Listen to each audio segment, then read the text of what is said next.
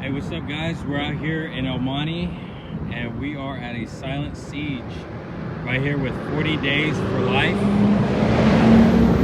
praying for the ending of abortion. There is a Planned Parenthood in the city of El Monte that we come regularly every month.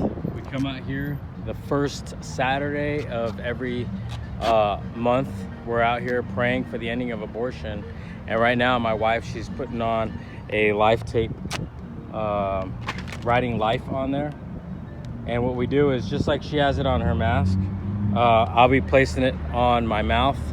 And what we're doing is we're coming in agreement with the unborn that they too have voices and they're being silenced, hence the tape over the mouth.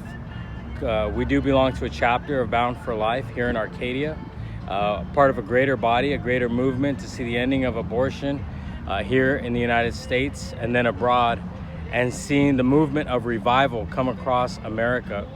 For the sins of humanity will be lifted when we stop spilling the innocent shed blood.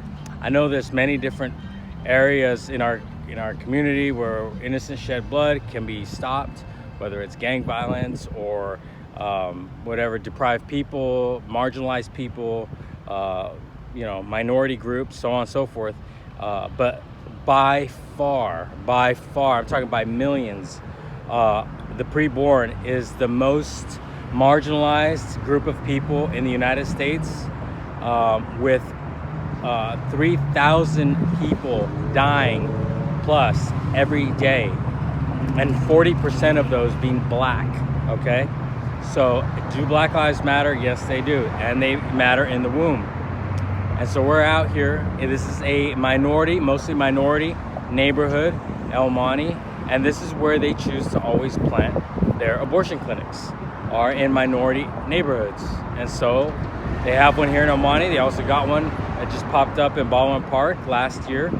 And our prayer is that this will get shut down and they stop performing abortions here, or at least they stop, just Planned Parenthood would stop doing abortions, period.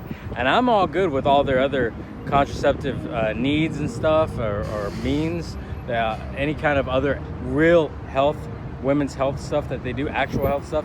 But their bread and butter, let's be honest, and it's statistically and financially known that their bread and butter comes from abortions. That's the murder of unborn children, okay? And this big push in the Senate is being called right now to promote infanticide and to promote, partial birth abortion, where Xavier Becerra, our own former Attorney General from California, has been put forward by Biden as HHS administrator at Health and Human Services, and he's being battled in the Senate, and I don't blame him. And even his assistant got shot down because they had to vote on her, and she got shot down. They thought that she was too risky because she's way radical, and so they put somebody else forward. So in the meantime, Xavier Becerra, he's being put forward, and I hope he gets shot down. Because when he was asked about it, confronted about it by Mitt Romney of all people, he decided to just dance around the question whether or not he really was for partial birth abortion. And if y'all guys don't know what that is, that's where the baby is partially birthed, where only the head is kept inside of the vaginal canal, the birth canal, and the body is kicking, literally moving and wiggling, arms moving and legs flailing, while the doctor jams scissors in the backside of the head of the baby, okay? You can see this full-on baby. They jam the scissors up the baby's head, and they stick a tube up there, and they extract the brains of the child, therefore rendering the child dead, okay? Then they crush the skull and extract the skull out, okay? That's the sick thing, that Xavier Becerra says that it's a woman's right to kill your baby. That's disgusting. What world are we living in? Anyways, so we're out here to pray against these principalities that have a hold, a mindset on the stupidity of humanity, that just inundating humanity with this death. So we're out here with 40 Days for Life. 40 Days. It's a nonprofit organization that prays for 40 days for the ending of abortion. For twice a year they do this. So we're gonna be out here. This is our ground. We're gonna be out here for about an hour, and just pray with us. If you see this, pray with us in unison, okay? And leave your comments below. Please, if you haven't already, click like, share, hit the share button on this. Also, I'm going to attach on here some videos from last Sunday's service that we went to, where we saw Seth Gruber. I had the honor of meeting Seth Gruber. Anyways, we're going to be more in cahoots with some of his organizations and stuff. So anyways, there's a lot more to come. There's a great revival movement happening, and along with that, a great pro-life generation rising up. So God bless you. Bye. I just forgot, God. I'm so woke and spiritual and loving. I'm just overflowing cup of love that I just want to love all neighbors. So can you remind me of who all neighbors are? Because I don't want to leave anyone out of that camp of neighbor. That's probably why he asked it, right? Yeah, right! What an offensive question to ask God. And who is my neighbor? Because the lawyer knew that every human being was his neighbor. But what was the first question he asked? And what must I do to inherit eternal life? So the lawyer's trying to figure out how he can get into heaven and still hate certain people. He's creating categories of neighbor and non-neighbor. So he can throw all the people he doesn't like or are inconvenient to love into the category of non-neighbor. So he can shirk himself of his responsibility of loving neighbors. Okay, maybe you're saying, now, what does this have to do with abortion stuff? There is no other class of human beings alive today to whom the question is more frequently directed, are they really neighbors, than preborn image bearers. And that question, that assumption, are they really neighbors though, is often coming from pulpits, from woke pastors like Tim Keller, who don't believe the unborn child is intrinsically valuable enough to warrant political protection. Because if he did believe that, you would never say that you have liberty of conscience to use your sovereign political power in America as we the people, and use that power and that vote to vote for a party who believes, as they did in 1850, that not all humans are persons. Who is my neighbor? What an offensive question to ask. But we've all failed to love our neighbors the way that the law of God commands. That's what the gospel's for. Whether you've had an abortion or not, whether you work at a pregnancy resource center or you've never done anything on abortion, we've all failed to love our neighbor, both preborn and born, the way that the law of God commands. That's what the gospel's for. To engage in the trafficking of human body parts, born or unborn. Yep. So rather than prosecuting the people breaking federal law, she prosecuted the whistleblowers who exposed the law breaking, while her pockets were being lined by donations from Planned Parenthood. So she was prostituting her attorney general duties to her political campaign donors. And she was the co-sponsor of the most radical piece of pro-abortion federal legislation in American history, called the Women's Health Protection Act in 2019. It would have essentially eradicated every piece of state-level pro-life legislation in the country. That woman is now vice president and is the tie-breaking vote in the Senate. I only have one question for Lecrae. Would you have helped those politicians get a Senate seat in this country if they believed that we should murder unarmed born black lives? No, of course not. We all believe in America that if you're an actual racist, not a conservative who's labeled a racist because you support capitalism, but an actual racist, we don't believe that you should dwell in positions of political power. And I agree with that. But if you support murdering those same individuals before they're born, then it's called reproductive health care. Lecrae campaigning for pro-abortion Democrats in Georgia is morally equivalent to if Frederick Douglass, that abolitionist, was campaigning for Stephen Douglas, the racist Democrat who ran against Abraham Lincoln in 1860. He would be ensuring the continued slaughter and mistreatment of his own people. That's exactly what Lecrae was doing, ensuring the continued slaughter and mistreatment of his own preborn people. Because you want to know who abortion targets and affects more than any other racial class in America? Black America.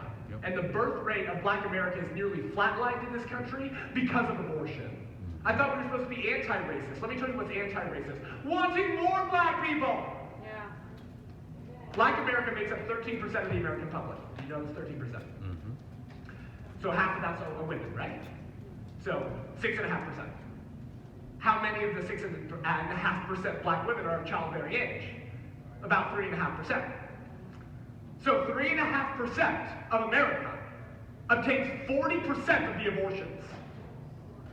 And a study by Protecting Black Life found that 79%, 80% of Planned Parenthood's surgical abortion facilities are strategically located within walking distance of majority black neighborhoods, fulfilling Margaret Sanger's dream, the founder of Planned Parenthood, of less black people. That is who Lecrae is campaigning for. That is who Tim Keller says you have liberty of conscience to vote for. Well, how to vote then? Well, we're called to do exactly what the Bible commands us to do. Listen, not all political parties are created equal. So we need to set aside our obsession with our witness. You heard people say this? I couldn't vote because of my witness. Because Trump's a big meanie. And yes, he's done sinful things. Now, some of those same people were fine voting for Bill Clinton. We won't get into that. But I can't vote for him because of my witness. If people learn I voted for him, they won't listen to my gospel that I share with them. Because they'll say, yeah, but you voted for Trump, so how can you be a Christian? But they're not concerned with how their witness has been harmed by voting for that very party or not voting at all. Because many pagans who have no respect for the Church of Christ, do you know what they'll say? They'll say, if those Christians believed what they say they believed, that their God was a zygote, and that all human beings are created in his image, if they believed that, then they would believe that abortion was the greatest genocide in human history. And if they believed that, they would be the biggest Republican hacks I know. Many pagans believe this about the church.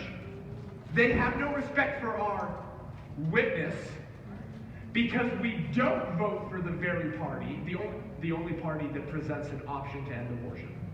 Because those Christians don't vote for that party that wants to end what that Christian should believe is genocide.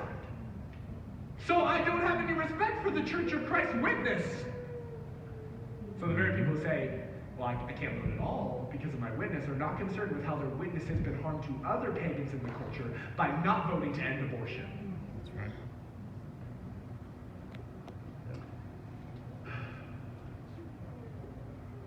It goes without saying, brothers and sisters, that there's only one political party that presents an option to the Church of Christ to do that best way of loving our pre-born neighbors, which is voting to end their genocide.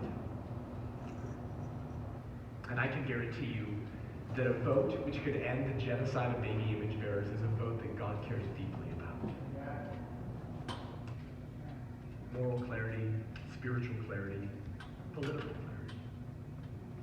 As long as our country continues to deny the natural right to life to an entire class of human beings, then our own rights will constantly be endangered by modern jurists and a ruling class whose jurisprudence or judicial philosophy is completely foreign to the founding fathers.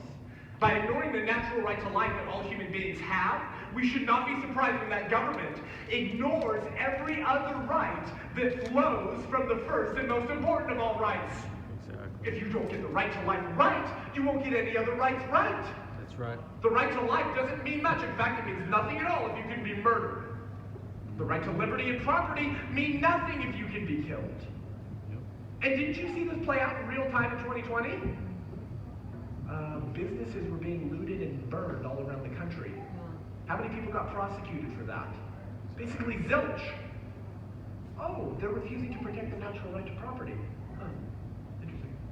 You've been told you don't have the right to work, to freely associate where you choose, and to run your businesses in accordance with your best judgment. I wonder why they're ignoring the natural right to liberty and property. Maybe because 48 years ago, our government said that the natural right to life, which presupposes all other rights, is actually a myth. It doesn't exist because we're denying it to now 63 million humans.